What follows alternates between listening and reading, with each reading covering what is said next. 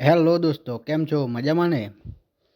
આજ હું તમારા માટે લઈને આવ્યો છું રેશનિંગ કાર્ડની કેવાયસી ઘરે બેઠા અને તેમજ આપણા ફોન પર કેવી રીતે કરવી તેની સંપૂર્ણ વિગત. પહેલાં આપણે જાણી લઈએ કે આમાં કયા ડોક્યુમેન્ટ અને શું જરૂર પડશે. તો કોઈ ડોક્યુમેન્ટની ખાસ જરૂર હોતી નથી, ખાલી આપનો રેશનિંગ કાર્ડ નંબર તેમજ રેશનિંગ કાર્ડમાં જેટલા સભ્ય હશે તેમનો આધાર કાર્ડ નંબર, આપણા આધાર કાર્ડ નંબરમાં જે નંબર મોબાઈલ આપણે એડ કરાવ્યો છે તે, કેમ કે ઓટીપી એ નંબર ઉપર જનરેટ થશે અને ઓટીપી દ્વારા આગળની પ્રોસેસ કરવામાં આવશે. આગળની પ્રોસેસ માટે આપણે સૌથી પહેલાં જઈશું આપણી માય રેશન એપ પર. જો તમારા ફોનમાં માય રેશન એપ ડાઉનલોડ ના કરેલી હોય તો તમે પ્લે સ્ટોરમાં તમને બતાવી દઉં તો યલો કલરના સિમ્બોલવાળી હશે માય રાશન ગુજરાતનો આપણો મેપ છે એના ઉપર દોરેલો છે. એ એપ ડાઉનલોડ કરી અને ઓપન કરવાની રહેશે.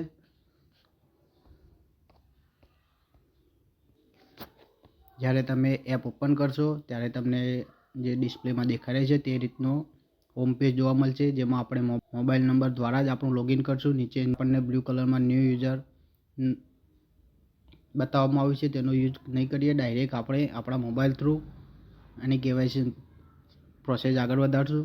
તો મોબાઈલ નંબર હું નાખી દઉં મારો. હવે સેન્ડ ઓટીપી ઉપર ક્લિક કરી દઈશ. તો આપણે જોઈએ છીએ તે મેસેજ ઓટીપી આવી ગયો છે જે આપણે નાખી દીધેલ છે.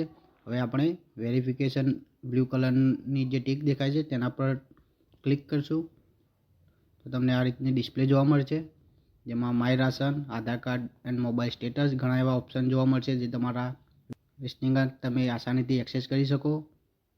હવે આપણે જે ડિસ્પ્લેમાં માય રેશનિંગ કાર્ડ દેખાય છે તમને દેખાઈ આવતું હોય છે, એમાં સૌ પહેલાં આપણે જઈશું માય રેશનિંગ આઇકોન જે હતો એના ઉપર ટચ કરવાથી આપણને આ ટાઈપની ડિસ્પ્લે ઓપન થશે, જેમાં આપણો રેશનિંગ કાર્ડ નાખવાનો રહેશે. જેમાં આપણે આપણો રેશનિંગ કાર્ડ લખેલું છે ત્યાં રેશનિંગ કાર્ડ નંબર તેમજ નીચે 0833 કેપ્ચા છે જે આપણે સાઈડમાં એન્ટર કોડ છે ત્યાં ભરવાનો રહેશે. ત્યારબાદ આપણે શો ડિટેલ કરીને ક્લિક કરશું,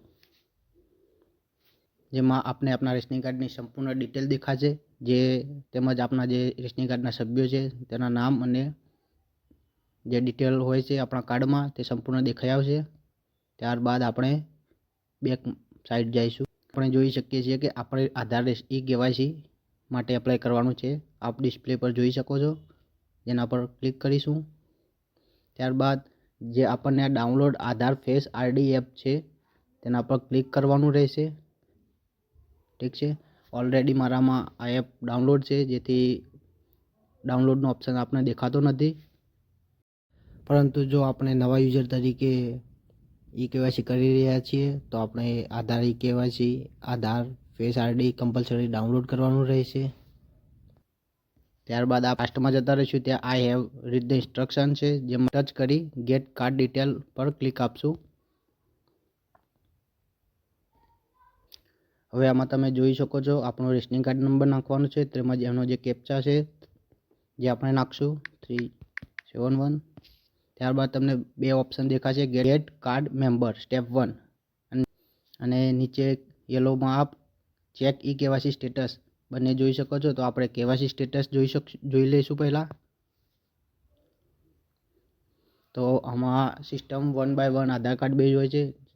આપણે કોઈ મેમ્બર હોય ઘરના કે જેમની 3 કે 4 મેમ્બર હોય તો 3 જણની કેવાયસી આપણે પ્રોસેસ કમ્પ્લીટ કરી હોય અને પાછળના કોઈની બાકી હોય તો એનો આધાર કાર્ડ નંબર નાખી આપણે જોઈ શકીએ કે આ મેમ્બરની આપણામાં કેવાયસી થયેલી છે કે નહીં, તે પર્સનલી 1 બાય 1 આધાર કાર્ડ પ્રમાણે આપણે જોઈ શકીએ છીએ.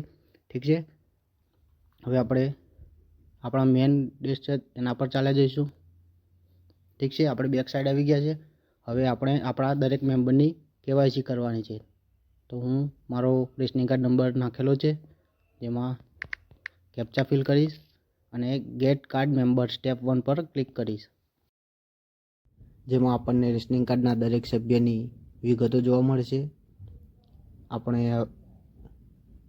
હવે આપણે સિલેક્ટ મેમ્બર ફોર આધાર કેવાયસી પર ટચ કરીશું, જેમાં દરેક સભ્યની કેવાયસી બાકી હશે તેની નામ અને વિગત દેખાશે.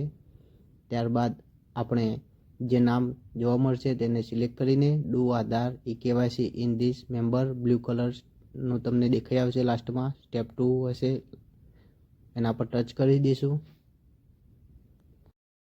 ત્યારબાદ નવી ડિસ્પ્લે ઓપન થશે, જેમાં KYC પેન્ડિંગ સભ્યનું નામ અને ઇંગ્લિશમાં OTP ઓથેન્ટિકેશનની ઇન્ફોર્મેશન જોવા મળશે. ત્યારબાદ નીચે આઈ એક્સેપ્ટ ધ કોન્સેન્ટ પર આપણે ટિક કરી તેમાં જનરેટ OTP સ્ટેપ 3 પર ટિક કરશું. અહીં આપણે એક વાત ખાસ ધ્યાન રાખવાની થશે કે જનરેટ કરવામાં આવેલ OTP સભ્યના આધાર કાર્ડના લિંક મોબાઈલ નંબર પર જશે. તેમજ જો OTP જનરેટ કરવા છતાં મોબાઈલ પર OTP આવતો ન હોય તો 1-2 વખત પ્રયત્ન કરી જોવા, કેમ કે સર્વરનો પ્રોબ્લેમ હોઈ શકે છે. તેમ છતાં જો OTP જનરેટ ના થાય તો સભ્યના આધાર કાર્ડ પર આપણો મોબાઈલ નંબર લિંક કરાવવો ફરજિયાત બનશે, જેથી આગળની પ્રોસેસ આપણે પૂરી કરી શકીએ. અને જો OTP જનરેટ થઈ જશે તો આપણે સ્ટેપ 4માં જઈશું, જેમાં આપણે જોઈ શકીએ છીએ ડિસ્પ્લેની ઉપરની સાઈડ સભ્યનું નામ જોવા મળશે. તેમજ જનરેટ કરેલ OTP નાખવા માટે એન્ટર યોર આધાર OTP કરીને આપણે જોઈ શકો છો જે આપણો OTP નાખવાનો હશે. ત્યારબાદ આપણે સ્ટેપ 4 એટલે કે વેરીફાઈ OTP બ્લુ કલર આપણે દેખાઈ આવશે, તે આપણે આપણો OTP નાખી ઓકે આપશું.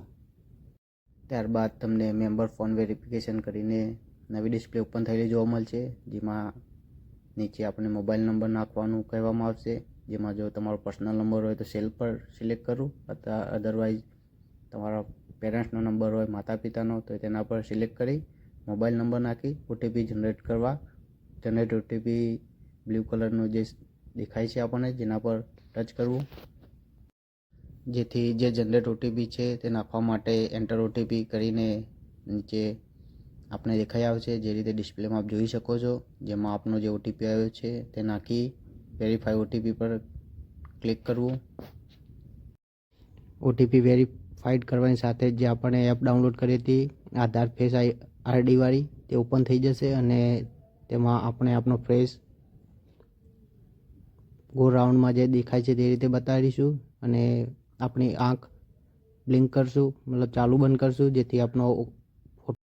જેથી આપનો ફેસ કેપ્ચર થાય.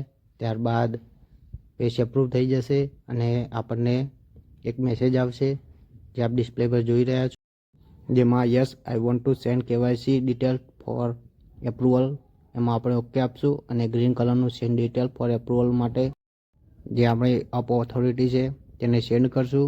ત્યારબાદ આપણી KYCની ગ્રીન કલરનો મેસેજ આવશે એપ્રુવનો. ઠીક છે, તો આપણી KYC કમ્પ્લીટ થઈ ગઈ હશે. તેમજ ગુજરાત સરકાર સંલગ્ન યોજનાઓ તેમજ તેના અપડેટ માટે આપણી ચેનલને સબસ્ક્રાઈબ કરો. તેમજ આપણને કોઈ પ્રોબ્લેમ હોય તો કોમેન્ટ બોક્સમાં જરૂર જણાવો, અમે તમને વિડીયો દ્વારા તેમજ રિપ્લાય આપી તેનું જરૂર સોલ્યુશન બતાવશું.